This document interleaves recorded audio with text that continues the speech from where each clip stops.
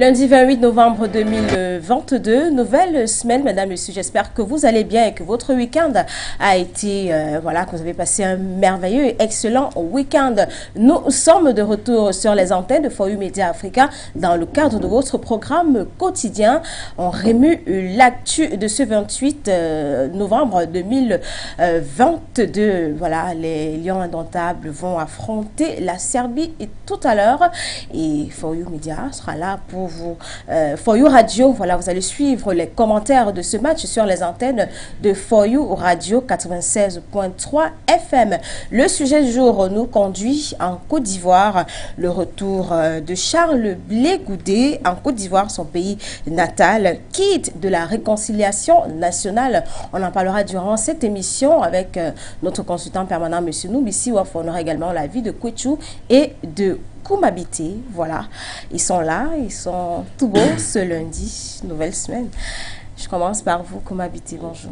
Bonjour et Mamoutou, bonjour à tous ceux qui ont déjà pris l'habitude de nous regarder dans le cadre de notre émission On remue l'actualité. Et Mamoutou, début de semaine pour vous, oui. Début de semaine pour Kwetchou, début de semaine à vous également. Bon, voilà, très bon. Merci, début de semaine à vous de l'autre côté. On espère que vous avez passé un agréable week-end. Oui, il faut le dire ainsi.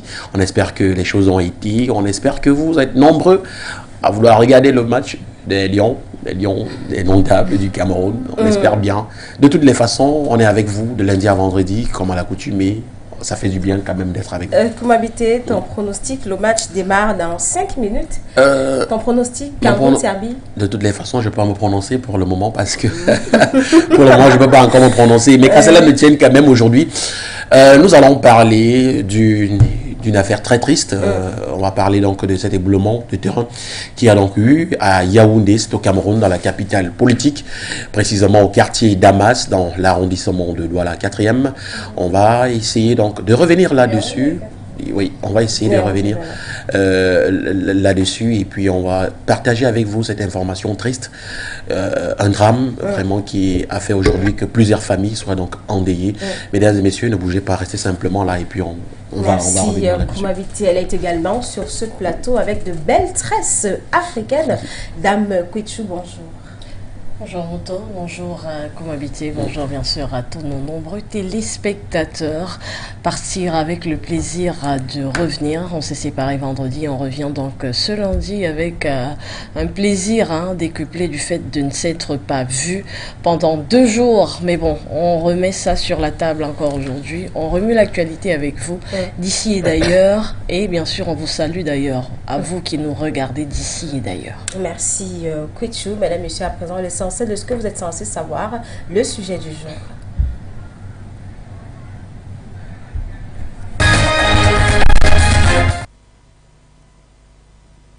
Je vous l'ai dit, nous conduit en Côte d'Ivoire le retour de Charles Blé Goudé, quitte de réconciliation nationale, et bien sobre et respectueux des victimes. Voilà comment Charles Blé Goudé, ancien secrétaire général de la Fédération estudiantine et scolaire de Côte d'Ivoire et ancien ministre de la Jeunesse de Laurent Gbagbo, a qualifié son retour 8 ans après avoir quitté le pays pour être transféré à la Cour pénale internationale. L'ancien leader de la jeunesse pro-Gbagbo, désormais âgé de 50 ans, est arrivé en Côte d'Ivoire le 26 novembre 2022 à l'aéroport Félix Houphouët-Boigny par un vol régulier. Il y a adressé un message à la place politique et aux Ivoiriens avant de se rendre à Yopougon où des partisans l'attendaient pour une fête et non un meeting comme ont tenu à insister les organisateurs de son retour. Charles Blé Goudé rentre près de 2 ans après son acquittement par la CPI devant laquelle il était avec l'ancien président Laurent Gbagbo accusé de crimes contre l'humanité durant la crise post-électorale de 2010 et 2011 en Côte d'Ivoire qui a fait plus de 3000 morts. J'ai décidé de rentrer dans la sobriété en respect de la mémoire de toutes les victimes sans distinction de la crise au nom de laquelle j'ai été transféré à la CPI, a-t-il confié dans une interview accordée à un média étranger. Charles Blé Goudet a joué la carte de la réconciliation nationale après une minute de silence en hommage aux quelques 3000 personnes mortes de la crise post-électorale de 2010-2011. L'ex-leader des Jeunes Patriotes a précisé son projet. Depuis ma cellule de prison, j'ai rêvé de ce moment, a-t-il lancé aux sympathisants. Mon rôle n'est pas de vous révolter parce que ce pays a été blessé, ce peuple a été traumatisé. Vous avez besoin d'un discours qui vous rassure. Mon devoir est d'accompagner ce processus de paix. Ce sont les propos de Charles Blé Goudet lorsqu'il s'est adressé à ses partisans du côté de la place, voilà, de la CP1. C'était à Yopougon. On va prendre un extrait de ce discours avec le concours de la réalisation. De tous les bords politiques que ce soit. Parce que la mort n'a pas de camp politique. La mort n'a pas d'ethnie. La mort n'a pas de religion.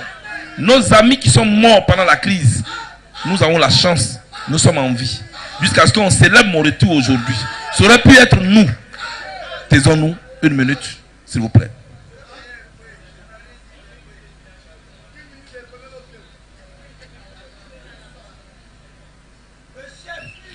Merci. Chers amis, j'ai rêvé de ce moment. Depuis ma cellule de prison, j'ai rêvé de ce moment. Et vous aussi, vous avez rêvé de ce moment. Mais la seule chose que vous devez savoir, quand quelquefois je devais perdre le moral et que je pense à vous, j'ai encore 10 fois plus le moral. Mais je ne peux pas vous dire ce que j'ai vécu comme difficulté. Parce que mon grand-père m'a dit,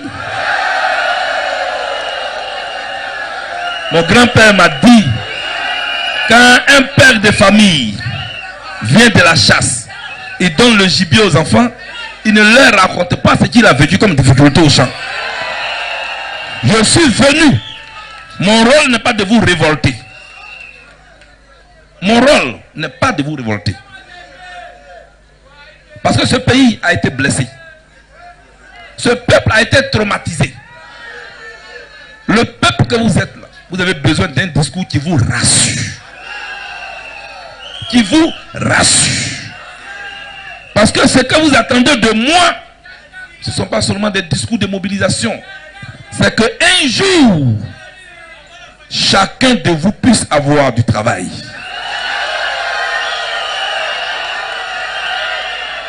C'est qu'un jour, chacun de vous puisse nourrir sa famille. Mais parce qu'on est fatigué de dormir dans le salon des gens.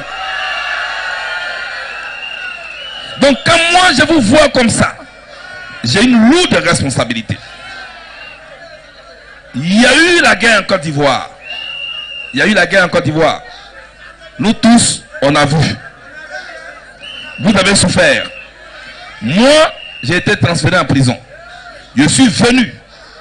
Mon devoir, c'est d'accompagner ce processus de paix. Pour que vous, là, quand vous allez dans vos petits jobs, dans vos petits jossis, vous n'ayez pas la peur au cœur. C'est pourquoi je suis là. Vous avez réclamé votre père est là.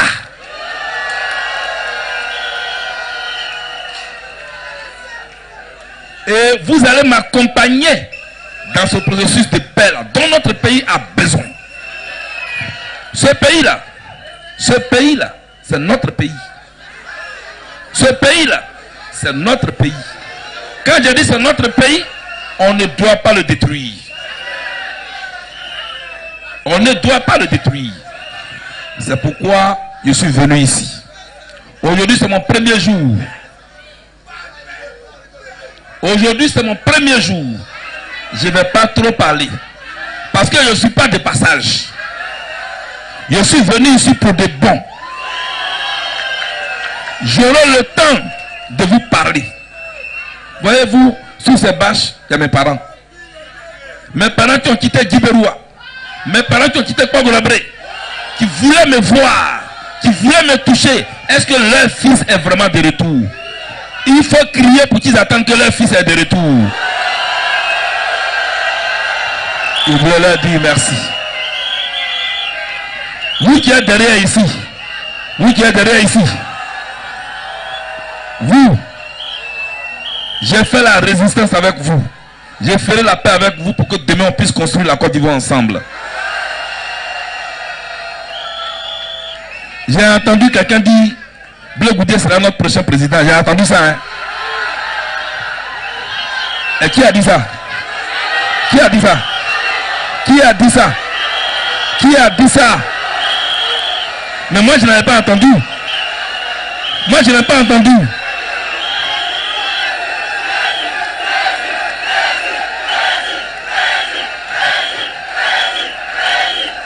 Bon, j'ai entendu maintenant.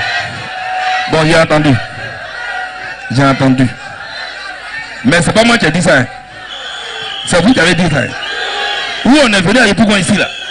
Ça, affaire de président là, c'est pas moi qui ai dit. Hein. Qui a dit ça? Qui a dit ça? Mais je n'ai pas entendu quand vous avez dit ça.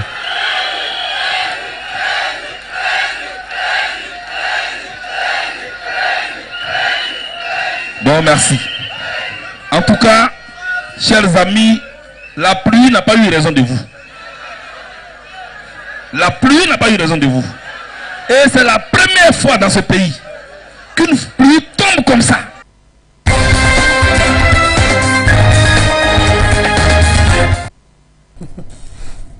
Merci à la réalisation de For You Media Africa pour cet extrait du discours de Charles Blé Goudé dès son retour en Côte d'Ivoire. C'était samedi dernier à la place de la CP1 à Yopougon. Je vais commencer par vous, Kwechu. Vous pensez que le retour de Charles Blé Goudé peut être un apaisement ou alors assurer la réconciliation nationale.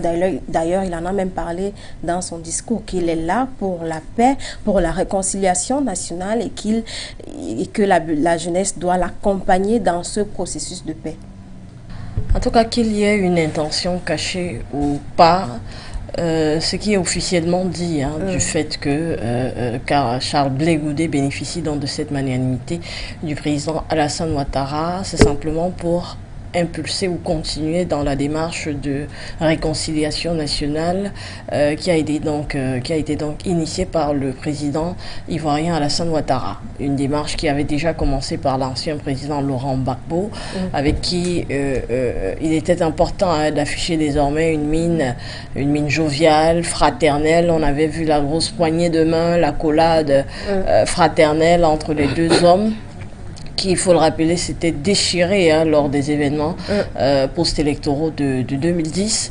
Et voilà, après Laurent Gbagbo, on a eu vent du communiqué qui annonçait le retour de Charles Blé Goudé il y a quelques semaines, un peu plus d'un mois d'ailleurs, et la date effectivement de son retour en Côte d'Ivoire avait déjà été annoncée et l'on prenait simplement le mal en patience. Donc il est là finalement et Alassane Ouattara entend effectivement démontrer à l'opinion publique que des promesses qu'il a faites quant à porter une unité nationale et une réconciliation dans le cœur des Ivoiriens, il est en train de la tenir, sa promesse, mais effectivement on est en politique et dans tout acte qui est posé, l'on essaye d'entrevoir à qui bénéficie l'acte ou alors qu'est-ce qui est finalement le point central de l'acte qui a été posé, si officiellement il s'agit de cela, officieusement de quoi il retourne.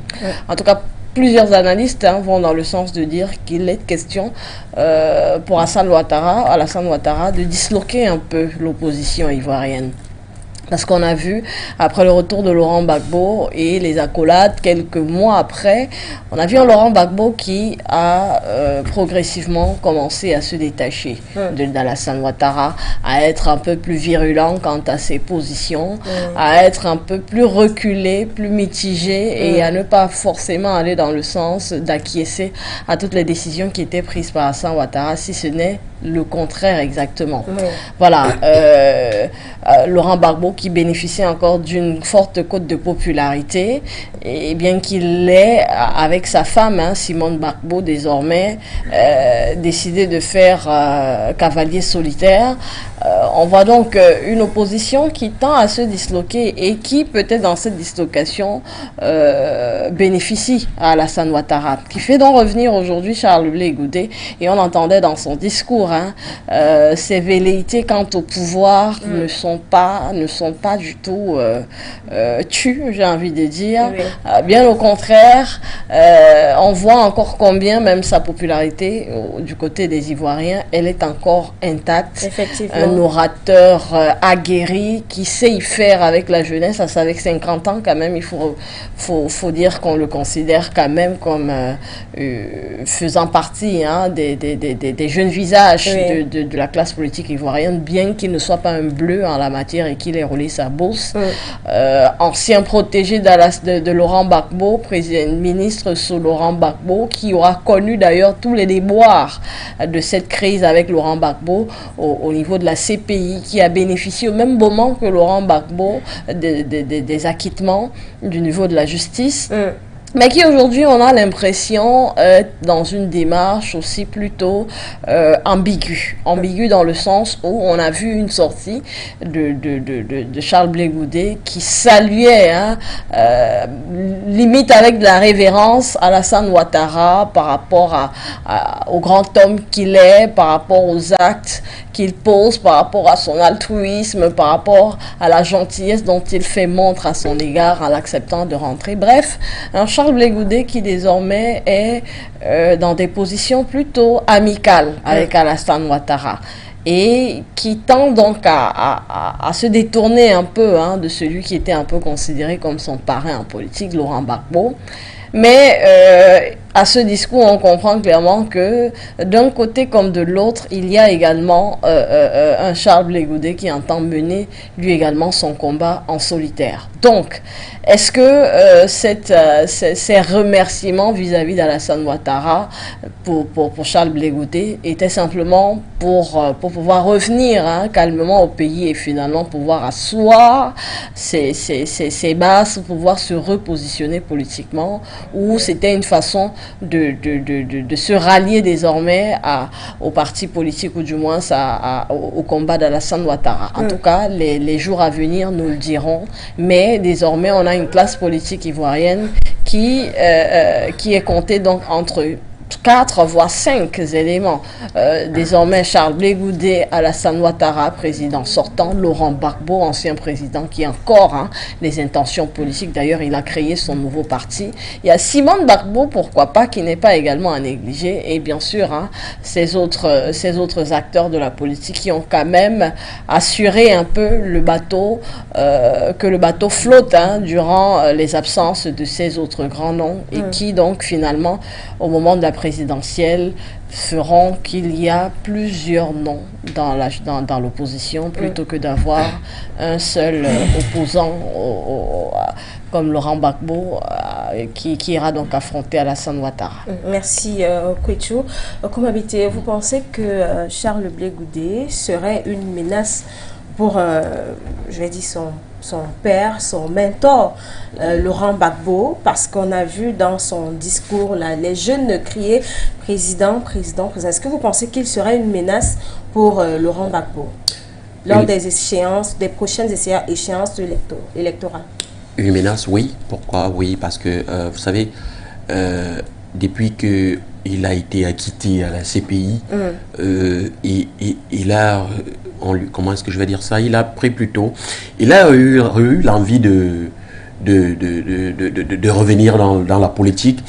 Et vous savez, quand vous revenez dans la politique, dans ce sens-là, c'est pour, en fait, montrer à tout le monde qu'en réalité, vous aviez eu raison quelque part. Et si il a eu raison, donc, quelque part, automatiquement, il va falloir qu'il l'exprime. Et maintenant, comment est-ce qu'il va l'exprimer? Vous avez vu, à peine il rentre, à peine il tient un premier meeting. C'est-à-dire que un premier discours là, parce que c'est un discours, même si on va pas dire que ce n'est pas. Officiellement, on appelle ça meeting. Voilà, même si on va, même si on va dire que ce n'est pas un meeting, mais il faut quand même, quand on voit les images, on dirait bien qu'il s'agissait d'un meeting. Donc, et vous voyez, il fait bien le jeu de mots quand il dit, moi je n'ai pas entendu que vous m'aviez dit que je suis président. Enfin, c'est vous qui le dites, pas moi. C'est ça. C'est-à-dire que il essaye de jouer à l'intellectuel. Or, on sait impérativement pourquoi est-ce qu'il est là. Il rentre aujourd'hui de la CPI, étant acquitté à pratiquement 50 ans. Vous voyez, vous avez posé la question tout à l'heure si c'est un obstacle de Alassane Ouattara. Et bien, de Laurent Gbagbo, pardon. On va dire aujourd'hui que même Alassane Ouattara est un obstacle de Laurent Gbagbo. Même la femme d'Alassane Ouattara, Simone Gbagbo, est l'obstacle de... La femme de Gbagbo, voilà, l'ex-femme de Gbagbo. Pas Ouattara. Voilà, de toutes les façons, les deux candidats, ou alors les deux potentiels rivaux, qui sont donc Alassane Ouattara et Gbagbo, on savait très bien au départ que ce qu'ils étaient en train de faire, c'était en fait pour clouer, ou alors pour clouer le président en exercice de la Côte d'Ivoire. Maintenant, la seule chose qu'on va leur demander, c'est que qu'il y ait une espèce de duo entre le parti d'opposition pour mieux combattre donc le président qui sera le futur candidat aux élections présidentielles. Mais maintenant, est-ce que ça va pouvoir mordre? Ça, c'est une question qu'on peut bien se poser. Est-ce que chacun ne va pas pouvoir aller en solitaire, comme vous-même vous l'avez dit tout à l'heure là, que Madame Gbagbo a décidé de faire cavalier toute seule. Donc, du coup, ça sera un peu... Est-ce que ce n'est pas une stratégie peut-être qu'on va utiliser, c'est-à-dire que on se divise, diviser pour mieux régner, et puis chacun va déposer sa candidature ailleurs, et puis à la fin, on va faire une espèce de coalition, et puis on va prendre les voix données à quelqu'un qui va pouvoir représenter le parti d'opposition après. Ça, c'est une autre question. Mais dire qu'il va faire cavalier tout seul et qu'il peut être un obstacle pour le président en exercice, oui. Pourquoi? Parce que, en fait, vous savez, quand vous sortez d'un problème et que vous êtes acquitté de ce problème et que vous avez eu toutes les preuves nécessaires, suffisantes, qui prouvent qu'en réalité, vous n'êtes pas coupable, vous avez du poids, et un poids qui pèse énormément. Donc, du coup... Et surtout qu'il est soutenu par la jeunesse, on en a vu dans les images. Là. Le problème, ce n'est pas d'être soutenu par la jeunesse. Le problème, en fait, c'est d'être éligible aux élections. C'est-à-dire que c'est de pouvoir voter. Il faudrait que les jeunes Ivoiriens puissent participer au vote.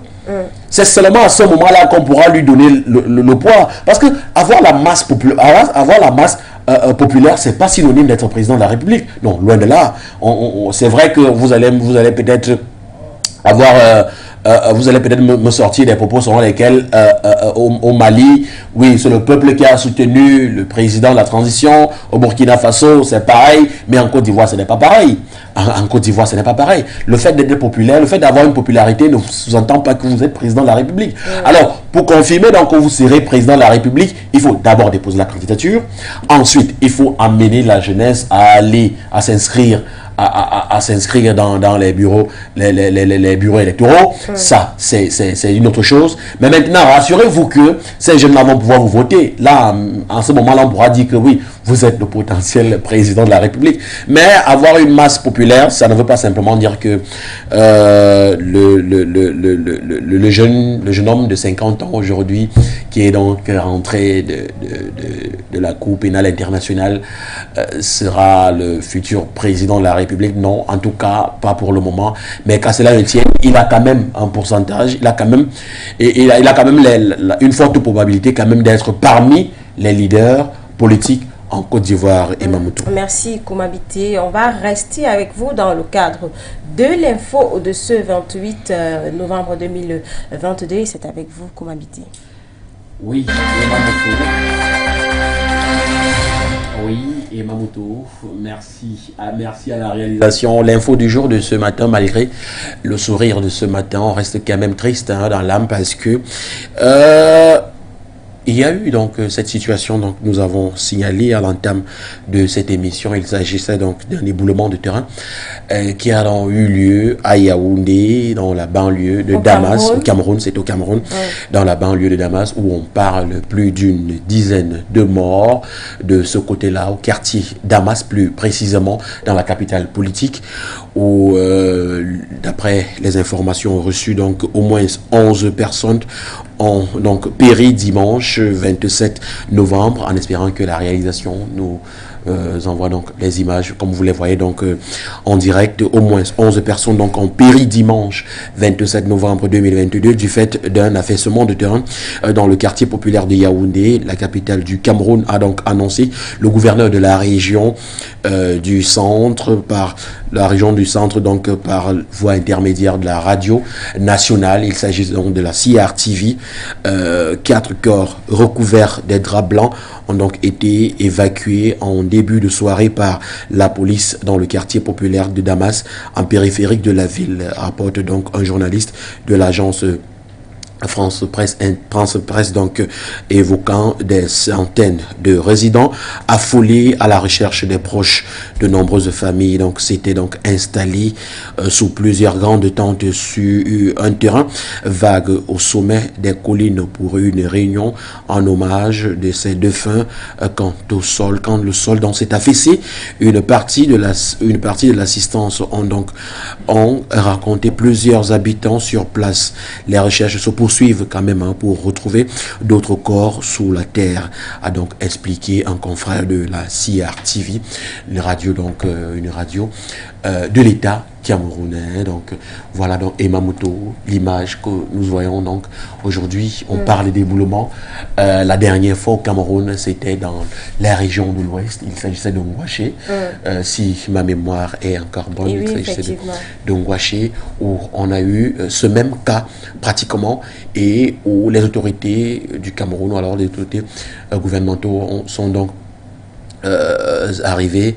Les autorités gouvernementales, autant pour moi, sont donc arrivées et ont affirmé que la population camerounaise n'avait pas le droit à faire des constructions, ou alors à construire des habitats auprès des collines, ou alors près des... Ils avaient été prévenus.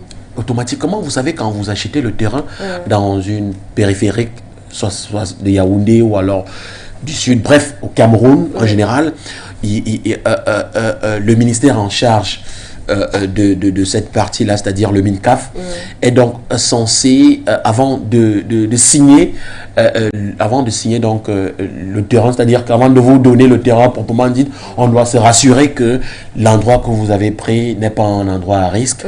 Mais vous savez, avec la situation qui est difficile au Cameroun, ou alors en Afrique ces derniers temps, c'est chacun qui essaye d'avoir un petit lot de terrain, une petite parcelle de terrain pour avoir un abri. Et du coup, on a des conséquences comme celles que vous avez vues en vidéo aujourd'hui. Voilà donc pratiquement, Ngouaché, ça fait pratiquement 4 ans, 3 ans, 4 à 5, 3 ans par là. Et vous voyez donc après pratiquement plusieurs mois, on revient donc à ces faits dramatiques qu'on a vu là, et du coup ça fait pas vraiment beau à voir. Et Emamoto, c'est très triste en fait. Très triste. Juste nos condoléances aux familles éprouvées, et puis et ceux qui sont blessés, on leur souhaite juste un prompt rétablissement. Une cérémonie de funérailles.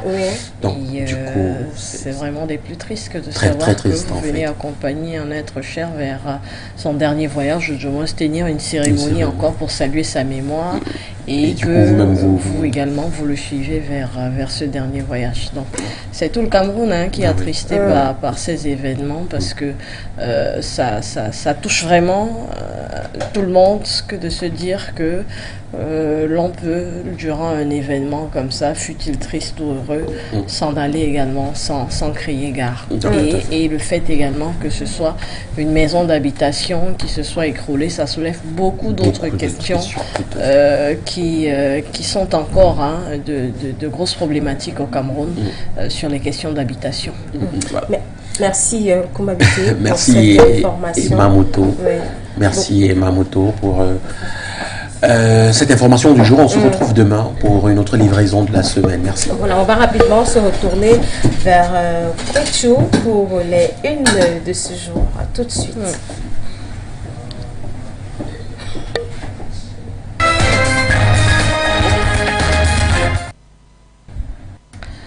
Les unes du jour, c'est avec Dame Quechou. Alors bonjour et merci à tous ceux qui nous rejoignent et qui affectionnent donc particulièrement ce moment qui nous permet de faire un tour d'horizon de l'actualité telle que traitée par quelques médias africains, notamment au sud du Sahara. On commence avec Abidjan.net ce matin et l'actualité d'ailleurs qui est la nôtre aujourd'hui dans le sujet du jour. Charles Blé Goudé de retour en Côte d'Ivoire. Je suis heureux et content de retrouver mon pays. Voilà donc les propos de l'homme politique ivoirien qui sont relayés dans cet article d'Abidjan.net. Mon pays m'a manqué, je suis heureux et content de retrouver mon pays, a donc déclaré Charles Blé Goudé à son arrivée à l'aéroport international Houphouët-Boigny d'Abidjan. Il faut rappeler que c'était donc le 26 novembre dernier, on était samedi, donc là exactement 2 jours, et après 10 années hors du pays, c'est donc le leader de la galaxie patriotique ivoirienne des années 2000 qui a foulé le sol ivoirien. Il était exactement 12h45 GMT. De quoi il retourne? Vous avez donc le fil du retour, peut-être de l'enfant prodigue de la politique ivoirienne qui est raconté dans cet article d'Abidjan.net. On va rester en Afrique de l'Ouest et s'intéresser à l'actualité du côté de Wakatsera, le site d'information burkinabé, qui s'intéresse à l'actualité sport et football notamment. Qatar 2022, les Marocains sonnent la révolte, Camerounais et Ghanéens dos au mur. Effectivement, les Lions de l'Atlas ont rugi 2 fois contre les Diables Rouges de la Belgique, qu'ils ont empêché par tous les moyens de cracher du feu. C'était hier dimanche, lors de la 2e journée des phases de groupe du Mondial Qatari 2022. Et si cette prestation est à saluer, il y a désormais le regard arrivé vers les 2 autres nations africaines de sortie pour la 2e journée de la Coupe du Monde. Le Cameroun, qui à l'heure actuelle est en train de discuter dans son 2e match face à la Serbie, et le Ghana qui lui également s'était incliné lors de la première journée, notamment face au Ghana sur un score de 3 face au Portugal, voilà, autant pour moi, et qui donc aura la possibilité de remonter la pente aujourd'hui. Alors, on s'intéresse à l'actualité désormais du côté du Tchad, notamment avec Aluida Info. Tchad, vente de carburant au bord des rues, une activité de survie pour les femmes. C'est un gros plan, c'est un sujet, un reportage qu'on vous sert ce matin dans Aluida Info. N'Djamena, la capitale tchadienne, qui pilule justement de ces petits commerces qui sont faits par des femmes notamment. La vente des carburants à bord des routes, des carburants parfois frelatés, mais qui, compte tenu de la situation au Tchad, avec tout ce qu'il s'ensuit comme chômage, permet de nourrir son homme malgré la dangerosité qui entoure l'activité. En tout cas, c'est un gros plan, un reportage que nous propose ce matin Aluida Info. On va s'intéresser à l'actualité désormais du côté du Cameroun. Dans les kiosques ce matin, une actualité, et notamment au sommet de l'État, un projet de budget 2023, le cap est fixé, nous dit Cameroun Tribune, le journal La Capitale Publique, parution de ce lundi 28 novembre. Poursuite donc de la lutte contre l'insécurité, la reconstruction des zones en crise ou encore promotion de la politique d'import-substitution, avec un accent particulier sur les produits made in Cameroun. Ce sont entre autres les principales actions contenues dans le programme économique, financier, social et culturel de l'État camerounais pour l'exercice prochain, donc l'exercice 2023, et qui a été présenté vendredi dernier à l'Assemblée nationale par le Premier ministre camerounais, chef du gouvernement, Joseph Ndiong Gouté. Vous en avez donc les grandes lignes dans Cameroun Tribune, parution de ce matin. Au Cameroun, on reste et on sort de notre tour des unes du jour, notamment avec Mutation qui revient sur cette actualité, ce drame du côté des Yaoundé qui d'ailleurs fait la une de plusieurs journaux du côté du Cameroun ce matin, la tragédie de Damas. On évoque donc plus d'une dizaine de morts dans ce drame survenu dans un éboulement de terrain hier du côté de la capitale camerounaise, Yaoundé. Les victimes assistaient, nous dit le quotidien Mutation, à une cérémonie funéraire. Voilà, c'est donc en lire en page 5 de ce quotidien camerounais que je vous invite vivement à aller voir, ou du moins vous en approprier en kiosque du côté du Cameroun. Voilà, sur ce, moto clap de fin pour notre tour des unes de ce matin. Merci Kwecho, merci de nous avoir baladé dans ces différents kiosques des capitales africaines. Elle est déjà dans ce studio, Dame Djefoto, pour le flash d'information en langue anglaise. C'est tout de suite.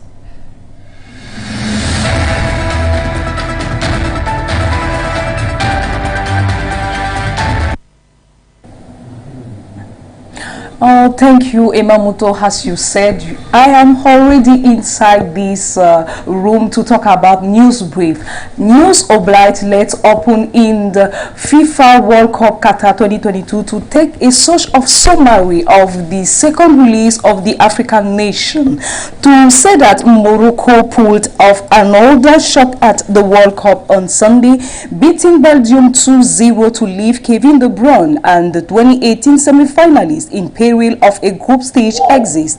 Substitute Abdelhamid Sabiwi got one past Belgium goalkeeper Thibaut Courtois by whipping in a free kick from a tight angle at the near post in the 73rd minute for Morocco's first goal.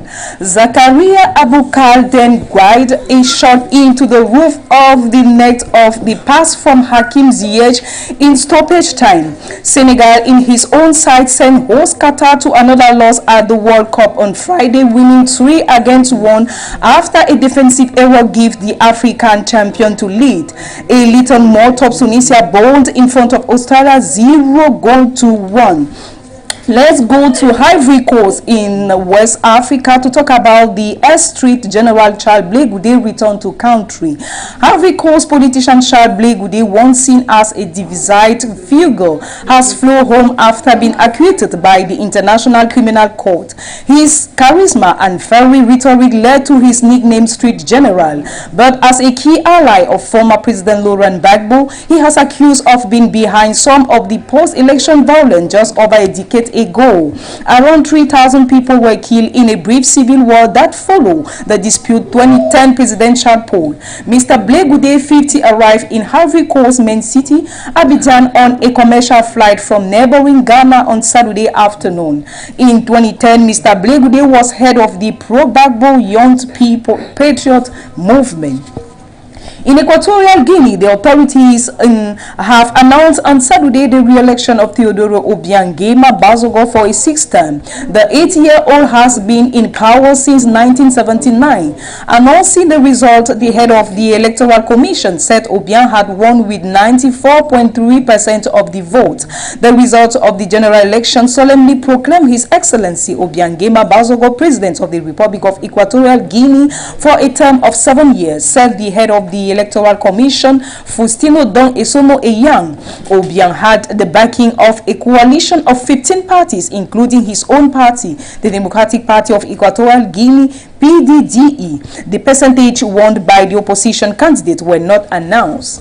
Finally, we go into Somalia. Al-Shabaab militants attacked a hotel near the presidential palace in the Somali capital Mogadishu on Sunday. Police and witnesses said with explosion and gunfire heard in the city center. According to Sadiq Dudishe, the National Police spokesman, a team of Al-Shabaab fighters attacked a commercial hotel in Bondere district yesterday night, and the security forces are engaging in an effort to eliminate them. He said many civilian and officials had been rescued from the Villa Rose Hotel, a popular establishment with lawmakers in a secure central area of the capital close to the office of Somalia President Hassan Sheikh Mohamud.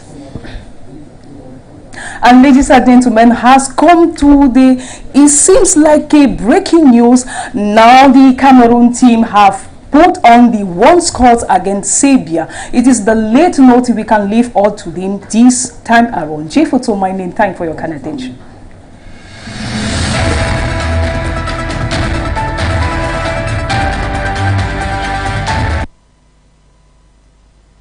J-Footso for this news. Bref, mesdames, messieurs, c'est avec vous, c'est avec ce flash d'informations en langue anglaise que nous mettons un terme à cette édition de votre programme On remue l'actu de ce lundi 28 novembre 2022. On aura l'occasion de se retrouver demain avec un nouveau contenu. D'ici à là, portez-vous bien, passez une excellente journée sur nos antennes.